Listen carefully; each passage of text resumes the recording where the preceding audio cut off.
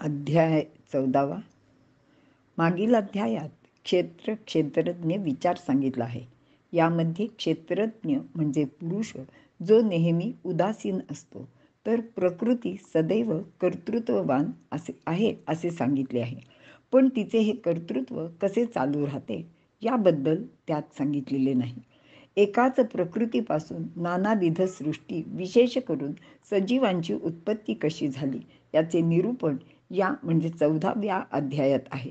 क्षेत्राबद्दल म्हणजे शरीराचा विचार त्यातही मानवी सृष्टीचा विचार असल्याने त्याचा क्षेत्रज्ञ विचारात समावेश होऊ शकतो. सृष्टी ही त्रिगुणात्मक प्रकृतीचा पसारा असल्याने प्रकृतीच्या गुणभेदांचा विचार क्षराक्षर विचाराचाच भाग आहे. 7व्या अध्यायात जे ज्ञान विज्ञान सांगण्यास भगवंतांनी सुरुवात केली आहे, तेच ज्ञान विज्ञान जास्त विस्ताराने आता भगवंत इथे पुन्हा सांगणार आहेत. आणि 14वा अध्याय हा मागच्या अध्यायांचीच जणू पूर्तता आहे असे आपण समजायला हरकत नाही. 14व्या अध्यायाला सुरुवात करूया.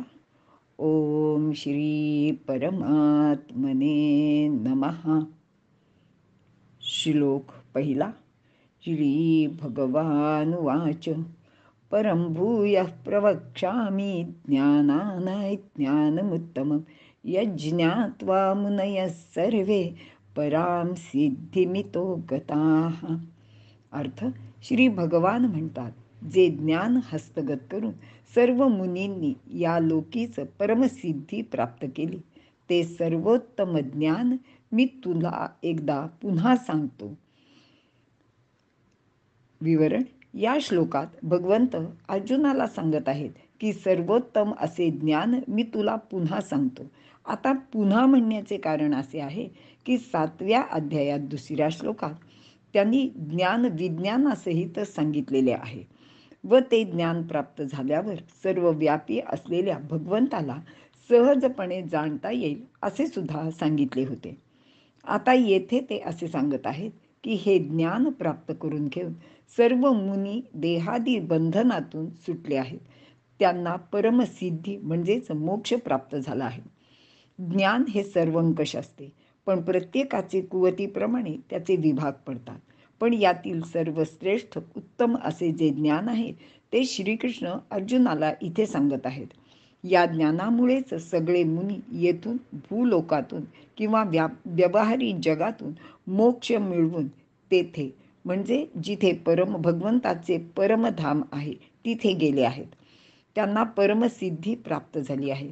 सिद्धी म्हणजे योगाभ्यासाने जी प्राप्त होते ती नाही. सिद्धी म्हणजेच मोक्ष. देहबंधनातून सुटका करून घेण्याच्या प्रयत्नांना यश प्राप्त होणे म्हणजे सिद्धी. ते ज्ञान म्हणजे काय त्याचा विचार या अध्यायात आहे. मुनी म्हणजे वीत राग भय क्रोध स्थितधीर मुनिरुच्यते. परमार्थ, परोपकार, ब्रह्मपद यांना बघणारा तो मुनी. ते सत्यच बघतात. ब्रह्म सत्य, ज्ञान व अनंत आहे याचे दर्शन त्यांना झालेले असते असे भगवंत इथे सांगत आहेत. इथे आपण थांबूया.